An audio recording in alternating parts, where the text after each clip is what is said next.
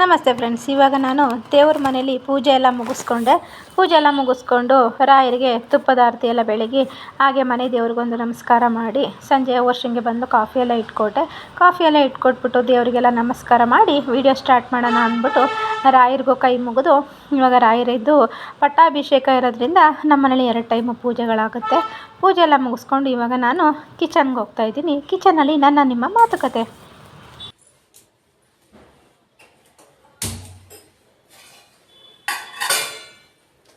Hi friends, ಎಲ್ಲ ಹೇಗಿದ್ದೀರಾ? ಚೆನ್ನಾಗಿದ್ದೀರಾ ಅನ್ಕೋತೀನಿ. Welcome to my YouTube channel. Friends, ನಾನು ಬಂದು ಇವಾಗ ಹಾಲು ಕಾಯಕ್ಕೆ ಇಟ್ಟಿದ್ದೀನಿ, ಕಾಫಿ ಕುಡಿಯೋಣ ಅಂತ. ದೇವ್ರ ಪೂಜೆ ಎಲ್ಲ ಆಯಿತು. ಇವತ್ತು ರಾಯದ್ದು ಪಟ್ಟಾಭಿಷೇಕ ಇವತ್ತು, ಹಾಗಾಗಿ ಪೂಜೆ ಎಲ್ಲ ಮುಗೀತು. ಪೂಜೆ ಮುಗ್ಕೊಂಡು ಇವಾಗ ಹಾಲಿಗೆ ಕುಡಿಯೋಣ ಅಂತಂದ್ಬಿಟ್ಟು ಓಕೆ ಹಾಲು ಕಾಯಕ್ಕೆ ಇಟ್ಟಿದ್ದೆ. ಹಾಲಾಯಿತು.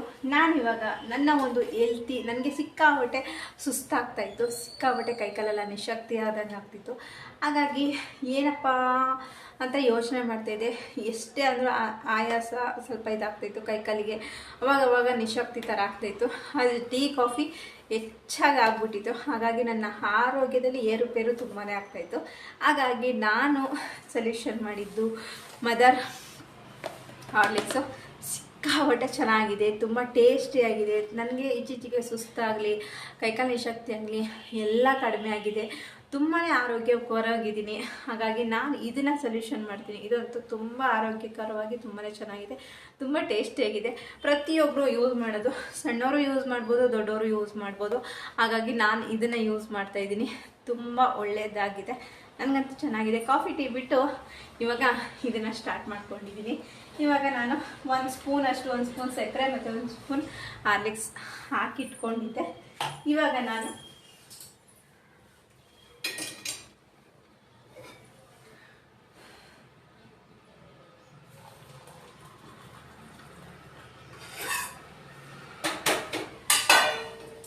ಫ್ರೆಂಡ್ಸ್, ಇದನ್ನು ವರ್ಷನೂ ಕುಡಿತಾಳೆ, ವರ್ಷಗೂ ಸೊಲ್ಯೂಷನ್ ಮಾಡ್ತೀನಿ. ವರ್ಷನ ಆರೋಗ್ಯದಲ್ಲಂತೂ ತುಂಬಾ ಬದಲಾವಣೆಗಳಾಗಿದ್ದಾವೆ. ಹಾಗಾಗಿ ನಾನು ಇದನ್ನು ಜಾಸ್ತಿ ಯೂಸ್ ಮಾಡ್ತೀನಿ. ನನ್ನ ಒಂದು ರೆಗ್ಯುಲರಾಗಿ ಕಿಚನಲ್ಲಿ ಇದಿರುತ್ತೆ. ಮತ್ತು ಇವಾಗ ನಾನು ಇದನ್ನು ಇದು ಮಾಡ್ಕೊತೀನಿ. 1 ಲೋಟ ಕುಡಿತೀನಿ ಅಷ್ಟೇ ಫ್ರೆಂಡ್ಸ್, ಸಣ್ಣ ಲೋಟದಲ್ಲಿ ಕುಡಿತೀನಿ ಅಷ್ಟೇ, ದೊಡ್ಡದಾಗಿ ಏನು ಕುಡಿಯಲ್ಲ.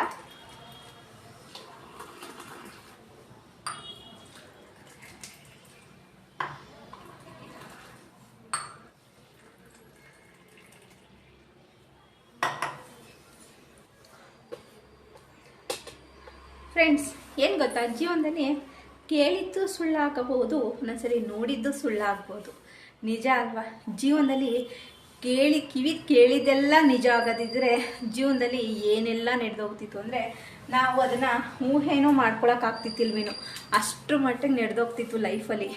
ಕೇಳಿದ್ನೆಲ್ಲ ನಾವು ಜೀವನದಲ್ಲಿ ಅಳವಡಿಸ್ಕೊಂಡಿದ್ದಿದ್ರೆ ಅಲ್ವಾ. ಯಾವಾಗಾದ್ರೂ ಕೇಳ್ತೀವಿ, ಒಂದೊಂದ್ಸಲಿ ಕಣ್ಣಲ್ಲಿ ನೋಡಿದ್ದು ಸುಳ್ಳಾಗುತ್ತೆ. ಅದೇ ಒಂದ್ಸಲಿ ನೋಡಿದ್ರು ಮತ್ತೆ ಪ್ರಮಾಣಿಸಿ ನೋಡಿ ಉತ್ತರ ಕೊಡಬೇಕಂತೆ. ಆದರೆ ಈಗಿನ ಜನ ಏನು ಅಂದರೆ ಕಿವಿಲಿ ಒಂದು ಕೇಳ್ತಾರೆ ಅಷ್ಟೇ, ಆ ಕಿವಿಲಿ ಕೇಳೋದನ್ನೇ ನಿಜ ಅಂತ ನಂಬ್ತಾರೆ. ನಿಜ ಅಂತ ನಂಬಿ ಲೈಫಲ್ಲಿ ಅಲ್ಲೋಲ ಕಲ್ಲಗಳನ್ನ ಮಾಡ್ಕೋತಾರೆ. ಯಾವಾಗ್ಲೂ ನಾನು ಹೇಳ್ತೀನಿ, ಎಷ್ಟೇ ಏನೇ ಆಗಲಿ, ಯಾರು ಏನೇ ಹೇಳಲಿ, ಕಿವಿಲಿ ಕೇಳಿ ಬಿಟ್ಟು ನಿಧಾನವಾಗಿ ನಾವು ಯೋಚನೆ ಮಾಡಬೇಕು ಲೈಫಲ್ಲಿ. ಅವ್ರು ಹೇಳಿದ್ದು ಒಳ್ಳೇದೋ ಕೆಟ್ಟದ್ದೋ, ಅವ್ರು ಹೇಳೋದ್ರಲ್ಲಿ ಎಷ್ಟು ಸತ್ಯ ಇದೆ ಸುಳ್ಳಿದೆ ಅನ್ನೋದನ್ನ ನಾವು ನೋಡಬೇಕು. ಸುಮ್ಮನೆ ಯಾರೋ ಅಂತಾರೆ ಅಂತ ಹೇಳ್ಕೊಂಡು ಜಗಳ ಆಡೋದು, ಮನಸ್ತಾಪ ಮಾಡ್ಕೊಳ್ಳೋದು, ವೈಮನಸ್ಸು ಮಾಡ್ಕೊಳ್ಳೋದು, ಇದು ಎಲ್ಲಿಂದ ಎಲ್ಲಿಗೆ ಹೋಗೋ ಮುಟ್ಟುತ್ತೆ. ಅದಾಗಬಾರ್ದು ಲೈಫಲ್ಲಿ. ಯಾವಾಗಲೂ ಲೈಫಲ್ಲಿ ಏನು ಮಾಡಬೇಕು ಅಂತಂದರೆ, ಏನೇ ಆದರೂ ಅಷ್ಟೇ 10 ಸಲ ಯೋಚನೆ ಮಾಡಬೇಕಂತೆ. ಒಂದು ವಿಷಯನ 10 ಸಲ ಯೋಚನೆ ಮಾಡಿ ನಾವು ನಿರ್ಧಾರ ತಗೊಂಡ್ರೆ ಖಂಡಿತ ನಮ್ಮ ಜೀವನದಲ್ಲಿ ಒಳ್ಳೆ ದಿನಗಳನ್ನ ನೋಡ್ತೀವಿ, ಒಳ್ಳೆ ಸ್ನೇಹಿತನ ಮಾಡ್ತೀವಿ. ಹಾಗೆ ಸಂಬಂಧಿಕದಲ್ಲಿ ಬಿರುಕ್ಬಿಡಲ್ಲ. ಅದು ಫ್ಯಾಮಿಲಿ ಯಾವುದೇ ಆಗಿರ್ಬೋದು, ಫ್ರೆಂಡೇ ಆಗಿರ್ಬೋದು, ತಂದೆ ತಾಯಿಗಳೇ ಆಗಿರ್ಬೋದು, ಗಂಡ ಹೆಂಡತಿ ಆಗಿರ್ಬೋದು, ಮಕ್ಕಳೇ ಆಗಿರ್ಬೋದು, ಯಾರು ಏನೇ ಹೇಳಿದ್ರು ನಾವು 10 ಸಲ ಯೋಚನೆ ಮಾಡಬೇಕು. ಮತ್ತು ಇನ್ನೊಂದು ವಿಷಯಗಳು ನಮ್ಮ ಲೈಫಲ್ಲಿ ನಾವು ಎಷ್ಟೇ ಯಾರು ಏನೇ ಹೇಳಿದ್ರು ನಂಬ್ತೀವಿ. ಆದರೆ ಒಂದೊಂದ್ಸಲಿ ನಾವು ಕಣ್ಣಲ್ಲಿ ನೋಡಿದ್ದು ಎಷ್ಟೋ ಸಲ ಸುಳ್ಳಾಗುತ್ತೆ ಅಲ್ವಾ. ಈಗ ರೋಡಲ್ಲಿ ಯಾರೋ ಹೋಗ್ತಾ ಇರ್ತಾರೆ, ಅವ್ರನ್ನ ನೋಡಿ ಸಂಬಂಧಗಳನ್ನ ಕಟ್ತೀವಿ ನಾವು. ಆದರೆ ಆ ಸಂಬಂಧ ಎಲ್ಲೋಗಿ ನಿಲ್ಲುತ್ತೆ ಅಂತಂದರೆ ನಾವು ಅಲ್ಲಿ ಅಣ್ಣ ತಂಗಿ ಸಂಬಂಧನೇ ಇರ್ಬೋದು, ಸ್ನೇಹಿತರ ಸಂಬಂಧನೇ ಇರ್ಬೋದು, ತಂದೆ ಮಗಳ ಸಂಬಂಧ ಇರ್ಬೋದು, ಅಪ್ಪ ಮಗಳ ಸಂಬಂಧ ಇರ್ಬೋದು, ಯಾವುದೇ ಆಗಿರ್ಬೋದು. ಆದರೆ ಕಣ್ಣಲ್ಲಿ ಕಂಡಿದ್ದೆಲ್ಲ ಸತ್ಯ ಆಗಲ್ಲ. ಒಂದು ವಿಷಯನ ಅದು 10 ಸಲ ಯೋಚನೆ ಮಾಡಬೇಕು. ಯಾವುದೇ ವಿಷಯ ಆಗಲಿ, ಒಬ್ಬನ್ನ ನೋಡಿದ್ರೂ ಸಡನ್ನಾಗಿ ನಾವು ದುಡ್ಕಕ್ಕೆ ಹೋಗ್ಬಾರ್ದು. ಅದನ್ನು ಕೂತಿ ತಾಳ್ಮೆಯಿಂದ ವಿಚಾರಿಸಿ ಏನು ಎಂತು ಅಂತ ತಿಳ್ಕೊಂಡು ಮುಂದೆ ನಾವು ಹೆಜ್ಜೆ ಇಡಬೇಕು. ಮುಂದೆ ನಾವು ಹೆಜ್ಜೆ ಇಟ್ಟಾಗ್ಲೇ ಆ ಒಂದು ಜೀವನಕ್ಕೆ ಅರ್ಥ. ಕಣ್ಣಲ್ಲಿ ನೋಡ್ತೀವಿ, ಕಿವಿಯಲ್ಲಿ ನೋಡ್ತೀವಿ, ಅದೆಲ್ಲ ಒಂದೊಂದ್ಸಲಿ ಸುಳ್ಳಾಗತ್ತೆ. ಕಿವಿಯಲ್ಲಿ ಕೇಳಿದ್ದು ಯಾವತ್ತೂ ಸತ್ಯ ಆಗಿರಲ್ಲ. ಯಾಕೆಂದರೆ ಅದು ಅಂತೆ ಕಂತೆ ಪುರಾಣ ಅಷ್ಟೇ ಆಗಿರುತ್ತೆ ಹೊರತು ಅಲ್ಲಿ ಸತ್ಯ ಇರಲ್ಲ. ಹಾಗೆ ನೋಡಿದ್ದು ಒಂದೊಂದ್ಸಲಿ ಸುಳ್ಳಾಗಬಹುದು. ಅಂದರೆ ಒಂದು ಮುಂಗಸಿ ಕತೆ ಕೇಳಿದ್ದೀರ ಅಲ್ವಾ, ನೋಡಿದ್ದು ಸುಳ್ಳಾಗಬಹುದು, ಕೇಳಿದ್ದು ಸುಳ್ಳಾಗಬಹುದು, ನಿಜವನ್ನು ಅರಿತರೆ ಸತ್ಯ ತಿಳಿಯುವುದು ಅಂತ. ಹಾಗೆ ಜೀವನದಲ್ಲಿ ಎಲ್ಲನೂ ಅಷ್ಟೇ, ನಾವು ಕೇಳಿಸ್ಕೊಂಡಿದ್ದು, ನಾವು ನೋಡಿದ್ದು ಎಲ್ಲ ಸುಳ್ಳಾಗುತ್ತೆ. ಎಲ್ಲಾನು ಮನುಷ್ಯ ತಾಳ್ಮೆಯಿಂದ ಏನೇ ವಿಷಯ ಬರಲಿ ಒಂದು 10 ನಿಮಿಷ ತಾಳ್ಮೆಯಿಂದ ಕೂತ್ಕೊಂಡು ಒಳ್ಳೇದ್ಯಾವುದು ಕೆಟ್ಟದ್ಯಾವುದು ಅಂತ ಯೋಚನೆ ಮಾಡಿದ್ರೆ ಖಂಡಿತ ನಮಗೆ ಒಂದೊಳ್ಳೆ ಸತ್ಯ ಅಸತ್ಯಗಳು ಅರಿವಾಗುತ್ತೆ. ಎಲ್ಲ ಸತ್ಯ ಆಗಿರಲ್ಲ, ಎಲ್ಲ ಸುಳ್ಳು ಆಗಲ್ಲ. ಕೆಲವೊಂದೊಂದ್ಸಲಿ ಹೇಳಿದ್ದು ಸುಳ್ಳಾಗುತ್ತೆ, ಹೇಳಿದ್ದು ಸತ್ಯ ಆಗೋಗುತ್ತೆ, ನೋಡಿದ್ದು ಸುಳ್ಳಾಗುತ್ತೆ, ನೋಡಿದ್ದು ಸತ್ಯ ಆಗುತ್ತೆ. ನಾವು ಅಂದ್ಕೊಳ್ಳೋದೇ ಒಂದು, ದೈವ ಬರೆಯೋದೊಂದು ಅಂತ. ಹಾಗೆ ಈ ಕಣ್ಗಳಿಗೆ ನಾವು ಏನೇ ನೋಡಲಿ, ಏನೇ ಮಟ್ಲಿ, ಅದನ್ನು ಆ ಕ್ಷಣಕ್ಕೆ ನಾವು ದುಡುಕ್ಬಾರ್ದು. ದುಡುಕಿ ಒಂದೊಂದ್ಸಲಿ ಪ್ರಾಣನೇ ಹೋಗುತ್ತೆ, ಮನಸ್ತಾಪಗಳು ಹೆಚ್ಚಾಗುತ್ತೆ. ದಿನ ತುಂಬ ಕ್ಲೋಸ್ ಆಗಿರ್ತೀವಿ, ಅವ್ರ ಮಧ್ಯದಲ್ಲಿ ನಾವೇನೋ ಯಾರೋ ಹೇಳಿದ್ರು ಅಂತ ನಾವು ನಂಬಿದವ್ರ ಮೇಲೆ ನಾವು ಅಪಾವತನೆಗಳನ್ನ ತರಿಸ್ಕೋತೀವಿ. ಅವ್ರನ್ನ ನಾವು ಏನೇನೋ ರೀತಿಲಿ ಬಳಸ್ಕೋತೀವಿ, ಏನೇನೋ ಪದಗಳನ್ನ ಯೂಸ್ ಮಾಡ್ತೀವಿ. ಯಾಕಂದರೆ ಅಲ್ಲಿ ಅವ್ರು ತಪ್ಪಿರಲ್ಲ, ಆದರೆ ನಾವು ಮೂರನೇವ್ರ ಮಾತು ಕೇಳ್ಕೊಂಡು ಜೀವನಗಳನ್ನ ಹಾಳು ಮಾಡ್ಕೋತೀವಿ, ಅಲ್ಲಿ ಮನಸ್ತಾಪಗಳನ್ನ ತಂದುಕೊಡ್ತೀವಿ. ನಿಜ ಅಲ್ವಾ? ಹಾಗಾಗಿ ಯಾವುದೇ ವಿಷಯನಾದರೂ ಅಷ್ಟೇ ನಾವು ನೋಡೋದ್ಕಿಂತನೂ ಕೇಳೋದ್ಕಿಂತನೂ ಒಂದು 10 ನಿಮಿಷ ಯೋಚನೆ ಮಾಡಿ ನಿರ್ಧಾರ ತೊಗೊಂಡ್ರೆ ಲೈಫು ಬಂಗಾರ ಆಗಿರುತ್ತೆ. ಸ್ನೇಹಿತರ ಜೊತೆನೂ ನಾವು ಚೆನ್ನಾಗಿರ್ಬೋದು, ಫ್ಯಾಮಿಲಿ ಜೊತೆನೂ ಚೆನ್ನಾಗಿರ್ಬೋದು, ಎಲ್ಲ ವಿಷಯದಲ್ಲೂ ನಾವು ಚೆನ್ನಾಗಿರ್ಬೋದು. ದುಡುಕ್ಬಾರ್ದು. ಎಲ್ಲ ವಿಷಯದಲ್ಲೂ ದುಡುಕಿ ನಿರ್ಧಾರ ತಗೊಂಡ್ರೆ ಲೈಫು ಎಲ್ಲೋಗ್ಬಿಟ್ಟುತ್ತೆ ಅಂತ ಯಾರಿಗೂ ಹೇಳೋಕ್ಕಾಗಲ್ಲ. ಅದು ನಾವು ಎಷ್ಟೇ ಅದು ಮಿಂಚೋಗಿದ್ದ ಕಾಲ ವಾಪಸ್ ಬರಲ್ಲ. ಅದು ಆಡಿದ ಮಾತು ವಾಪಸ್ ಬರಲ್ಲ. ಆಡಿದಾಗ ನಾವು ಮಾತುಗಳಲ್ಲಿ ಏನೋ ಬರೋದಲ್ಲಿ ಏನೇನೋ ಮಾತಾಡ್ಬಿಡ್ತೀವಿ. ಅರ್ಥ ಇಲ್ಲ ಏನಿಲ್ಲ, ಬಾಯಿಗೆ ಏನು ಬರುತ್ತೆ ಅದನ್ನೇ ಮಾತಾಡ್ತೀವಿ. ಆದರೆ ಅದು ನಾನು ತುಂಬ ಸಲ ಎಡವಟ್ಟೆಲ್ಲ ಮಾಡಿದ್ದೀನಿ. ಯಾರಿಗೆ ಹೇಳಿದ ತಕ್ಷಣ ನಂದೇನು ಬುದ್ಧಿ ಅಂದರೆ, ಯಾರಲ್ಲಿ ಹೇಳಿದ ತಕ್ಷಣ ಅಲ್ಲೇ ಕೇಳಿ ಕ್ಲಿಯರ್ ಮಾಡ್ಕೋತೀನಿ ನಾನು. ಅದನ್ನು ಮೊಂಡುತನವಾಗಿ ವಾದ ಮಾಡೋಕ್ಕೆ ಹೋಗಲ್ಲ. ಈಗ ಹೇಳಿದ್ರಂತ ನಿಜನಾ ಸತ್ಯನಾ ಅಂತ ಕೇಳ್ತೀನಿ. ನಾನು ಏನಾರು ನೋಡ್ತೇನೆ ಅದಕ್ಕೆ ತಕ್ಷಣ ಕೇಳಿ ಪರಿಹಾರ ಮಾಡ್ಕೋತೀನಿ.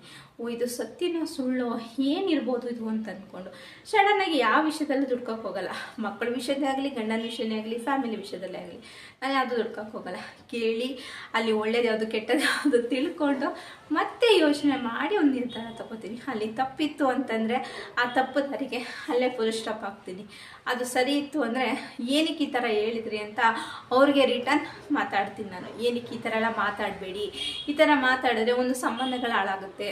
ಯಾಕೆ ಈ ಥರ ತಂದಿಡೋ ತಮಾಷೆ ನೋಡ್ತೀರಾ, ಈ ಥರ ಎಲ್ಲ ಮಾಡ್ತೀರಾ, ಯಾರ ಬಗ್ಗೆ ಆದರೂ ಮಾತಾಡಬೇಕಾದ್ರೆ 10 ಸರಿ ಯೋಚನೆ ಮಾಡಿ ಅಂತ. ಇವಾಗ ಏನಂದರೆ ಸಂಬಂಧಗಳು ತುಂಬ ಚೆನ್ನಾಗಿರ್ತೀವಿ, ಅವ್ರ ಮಧ್ಯದಲ್ಲಿ ಬಿರುಕು ತಂದಿಡಬೇಕು ಅಂತಂದರೆ ಏನು ಮಾಡ್ತಾರೆ ಹೇಳಿ, ಏನಾರ ಕಿತಾಪತಿ ಕೆಲಸಗಳನ್ನ ಮಾಡಲೇಬೇಕು.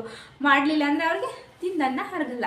ಅದಕ್ಕೆ ಜಾಸ್ತಿ ಈ ಸಂಬಂಧಿಕರಲ್ಲಿ, ಹಾಗೆ ಸ್ನೇಹಿತರ ಮಧ್ಯದಲ್ಲಿ, ಸ್ನೇಹಿತರಂದರೆ ಒಬ್ರಿಗೊಬ್ರು ಚೆನ್ನಾಗಿದ್ದಾಗ ಅವ್ರ ಮಧ್ಯದಲ್ಲಿ ಹೇಗೆ ಬಿರುಕು ಬಿಡೋದು, ಹೇಗೆ ತಂದಿಟ್ಟು ತಮಾಷೆ ನೋಡೋದು, ಹೇಗೆ ಇವ್ರ ಲೈಫ್ಗಳನ್ನ ಹಾಳು ಮಾಡೋದು, ಇದನ್ನು ತುಂಬ ಜನ ಅದನ್ನೇ ಚಿಂತೆ ಅಂತ ಇಟ್ಕೊಂಡ್ಬಿಟ್ಟಿರ್ತಾರೆ. ಹೇಗೆ ಇವರಿಬ್ಬರು ಇಷ್ಟು ಕ್ಲೋಸ್ ಆಗಿದ್ರಲ್ಲ, ಇವ್ರ ಮಧ್ಯೆ ಏನಾರ ತಂದಿಡಬೇಕಲ್ಲ ಅಂತ. ಹಾಗೆ ಸಂಬಂಧಿಕರಷ್ಟೇ ಇಷ್ಟು ಚೆನ್ನಾಗಿದ್ರಲ್ಲ, ಇವ್ರ ಮಧ್ಯೆ ನಾನು ಏನಾರು ಒಂದು ಮಾಡಬೇಕಲ್ಲ, ಕಿತಾಪತಿ ತಂದಿಡಬೇಕಲ್ಲ ಅಂತ ಇನ್ನೊಂದಷ್ಟು ಜನಗಳು ಅವಾಗ ಏನು ಮಾಡ್ತಾರೆ, ಏನೇನೋ ವಿಷಯಗಳು ಸಂಬಂಧ ಏನೋ ಇರಲ್ಲ, ಅದಕ್ಕೆ ಏನೇನೋ ಹುಳಿ ಹಿಂಡ ಕೆಲಸ ಮಾಡ್ತಾರೆ.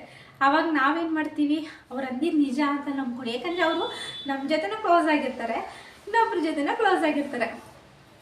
ಅವಾಗ ಅವ್ರು ಏನು ಅನ್ಕೊತಾರೆ, ಅವ್ರು ಹೇಳಿ ನಿಜನಾ, ನಾನು ಹಂಗೆ ನಂಬ್ಕೋತೀನಿ, ಅವ್ರು ಹೇಳಿದೆಲ್ಲ ನಿಜನಾ, ಓ ಅಂತ ಹೇಳ್ಕೊಂಡು ಇಲ್ಲಿ ಇಬ್ಬರ ಮಧ್ಯೆ ಮನಸ್ತಾಪಗಳು ಸ್ಟಾರ್ಟ್ ಆಗುತ್ತೆ. ಸ್ಟಾರ್ಟ್ ಆದಾಗ ಒಂದು ಸಣ್ಣ ಜಗಳ ನಾಳೆ ಎಲ್ಲೆಲ್ಲ ಹೋಗುತ್ತೆ, ಅದು ತೀರ್ದಾರಷ್ಟು ಮಟ್ಟಿಗೆ ಹೊಂಟೋಗ್ಬಿಡುತ್ತೆ. ಆ ಥರ ಯಾರು ಮಾಡ್ಕೊಳಕ್ಕೆ ಹೋಗ್ಬಿಡಿ. ಯಾವುದೇ ಆದರೂ ಅಷ್ಟೇ, ಯಾರು ಹೇಳಿ ಕೇಳಿ ನಿಮ್ಮ ಕಣ್ಣಾರ ನೋಡಿ ಅದನ್ನ 10 ಸಲ ಪರೀಕ್ಷೆ ಮಾಡಿ ಅದು ಸರಿನೋ ತಪ್ಪೋ ಅಂತ. ಯೋಚನೆ ತಪ್ಪಲ್ಲ, 1 ದಿನ 2 ದಿನ 3 ದಿನ ಟೈಮ್ ತಗೊಳ್ಳಿ, ಯೋಚನೆ ಮಾಡಿ. ಅದ್ರಲ್ಲಿ ನಿಮಗೆ ತಪ್ಪು ಅಂತ ಕಂಡು ಬಂದರೆ ಖಂಡಿತ ಆ ಒಂದು ರಿಲೇಷನ್ಗೆ ಸ್ಟಾಪ್ ಇಟ್ಟು ಮುಂದೆ ನಿಮ್ಮ ಲೈಫ್ ಏನಿದೆ ಅದನ್ನು ನೋಡ್ಕೊಂಡು ಹೋಗಿ. ಇಲ್ಲ ಅಂದರೆ ಲೈಫು ತುಂಬ ಕಷ್ಟ ಆಗುತ್ತೆ. ಯಾರೇನೋ ಮಾತುಗಳನ್ನ ಕೇಳಿ ನಿಮ್ಮ ಒಂದು ಸಂಬಂಧಗಳನ್ನ ಹಾಳು ಮಾಡ್ಕೊಬೇಡಿ. ಹಾಗೆ ನೋಡಿದ್ದು ಸುಳ್ಳಾಗ್ಬೋದು, ಕೇಳಿದ್ದು ಸುಳ್ಳಾಗ್ಬೋದು.